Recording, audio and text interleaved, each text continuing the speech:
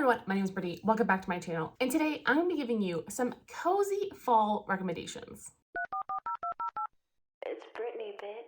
As a disclaimer, none of these books are horrors or thrillers. These are, to me, just cozy fiction novels. Some of them may have slightly horror elements, but nothing to me I would describe as horror. A lot of them dealing with maybe skeletons or people who used to be dead, but nothing that to me is classified as horror or scary. Hence, cozy. So I have 8 novels to talk to you about today, and 5 of them are young adult reads. So let's get into those first. The first one I have for you is The Bone Houses. And this book follows this young girl named Ren, who is a gravedigger. And she's a gravedigger because her parents have died and she has to support her and her siblings. But in this little tiny village, the dead don't always stay dead. So the risen corpses are known as bone houses. She's meeting this guy named Ellis, who is like a mat maker. And as soon as he arrives to town, for some reason, the bone houses go crazy. And so they both set off on an adventure together to try to get rid of the bone houses forever. And in the meantime, they will discover hidden truths.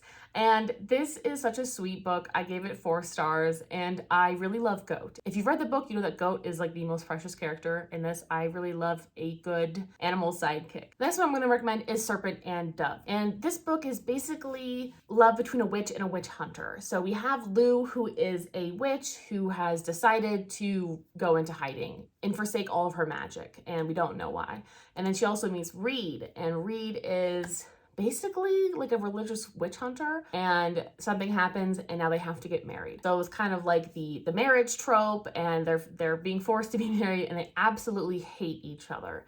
And a lot of people really love this. A lot of people love the magic system, and I think it's a really fun, easy read, and it definitely has the autumnal experience, and it definitely feels spooky and old, and it feels kind of like you're like in an old French castle half the time. It wasn't my favorite novel, but I think a lot of people will get a lot of great stuff out of this, and it still will definitely give you those cozy fall feels and maybe a few laughs. The next one I'm going to recommend is Cemetery Boys, and this book follows Yadriel, who accidentally summons a ghost trying to be a brujo. And Yadriel is trans, and so he's really having a hard time with family respecting who he is, and it's a very heartwarming, beautiful, cozy fall read. I definitely had a little bit of a hard time with it because it was a little bit slow. So you want something that's a little slower paced, I would definitely recommend this. I feel like it was just a little slow for me, but also I just had an uncle die at this time. There's a lot of death in this video. And it was really hard for me because a lot of it he talked about missing his mother, and it was really beautiful and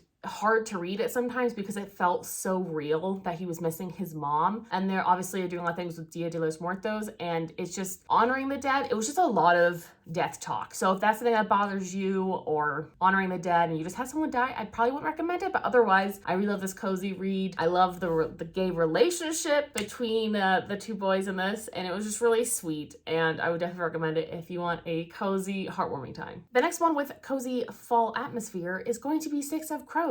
And I think everyone pretty much puts this on their list. I think it is very atmospheric. This takes place in Ketterdam, which is kind of like Amsterdam, and it's just very like rainy and like overcast, and you really kind of get this vibe of fall, and I really love that. We're basically following these 6 teenagers on a heist. And if that's something that you enjoy, I would definitely recommend it. I'm not a big heist person, but I really liked the atmosphere of it. It definitely felt like a little dangerous too. It felt like a dangerous, cozy read. Editing Brittany popping in here just to say that I accidentally forgot a book/series, and I forgot to mention Twilight, which to me definitely has fall/winter vibes. I just feel like, especially since this all takes place most of the time in Forks, and Forks is a very small town in Washington that is just constantly wet and dreary and cloudy, and it just really gives off those fall vibes where you want to be inside reading. And especially since Twilight is a very famous paranormal romance, I just feel like it kind of gives off a little bit of those like spooky, chilling vibes without actually being terrifying. Okay, editing Brittany out. Now let's go on to the adult section. So there are 3 books in here that I'm going to recommend. One of them is Hour of the Witch, which I read earlier this year, and we're basically following Mary, who is a Puritan woman in the 17th century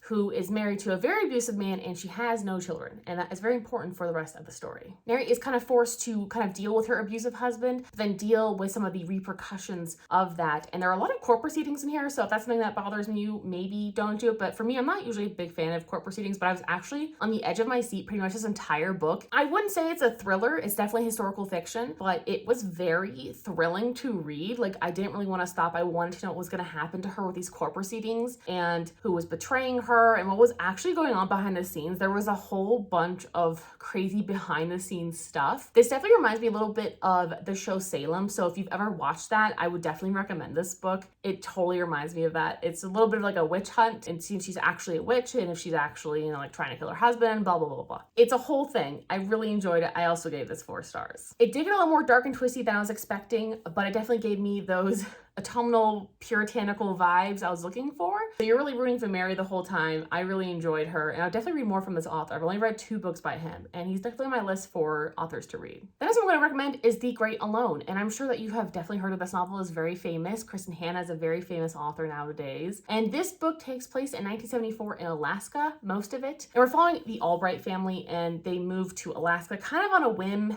at the behest of the father of the family, who is a PTSD-ridden POW, and he's definitely struggling with that. He wants to just go up to Alaska and, you know, be a real man, and it definitely has its issues for the rest of the family. This was definitely kind of a dark, atmospheric, stressful read in a good way. It's definitely kind of stressful hearing about their life in Alaska, kind of going into the winter time and how dark it was and how much work it entailed.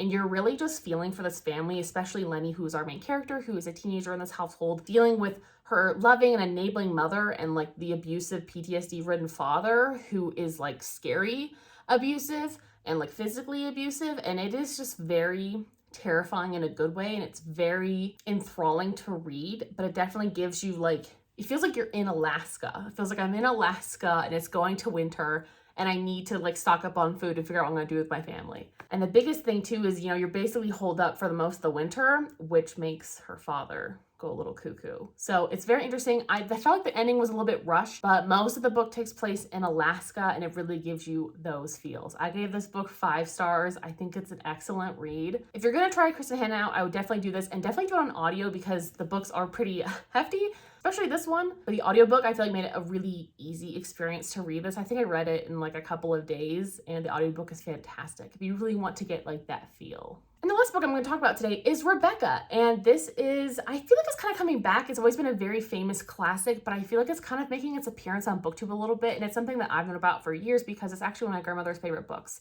So this is actually one of the only books I own, but I don't have it with me because my friend Ariel still has my book back in California, and she's had it for like 2 fucking years. 2 years she's had my book. And Ariel, I'm sending this to you. This is your wake-up call. Please send me my book. I want to reread it so bad. And also it's very sentimental because my grandmother actually wrote to me in it. So it's kind of a very special edition. But let's get to the story. So Rebecca is definitely a little bit of a slower classic. And I guess you could say it's kind of a mystery, a little bit of as a mystery. So if you don't like slow burn cozy mysteries, I wouldn't recommend it. But it definitely is a little slow, and it's definitely a classic, so keep that in mind. But this book definitely has a gothic feel because we are following a character who doesn't have a name. Our main character is a female. That's all we know. We don't know her name. She doesn't have a name, which I think is intentional, right? So she basically is offered marriage by this like rich widower who comes into like this hotel while she's basically serving this other woman as like her personal assistant kind of thing.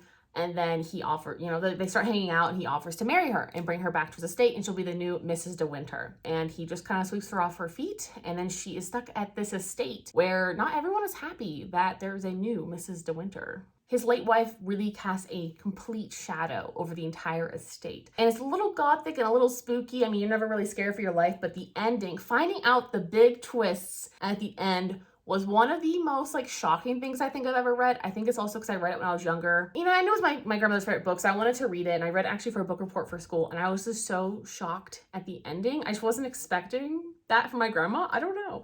And I really love this book. I think it's an excellent classic. I think if I reread it, I'd probably rate it a little bit lower. I think I read it 5 stars when I was younger.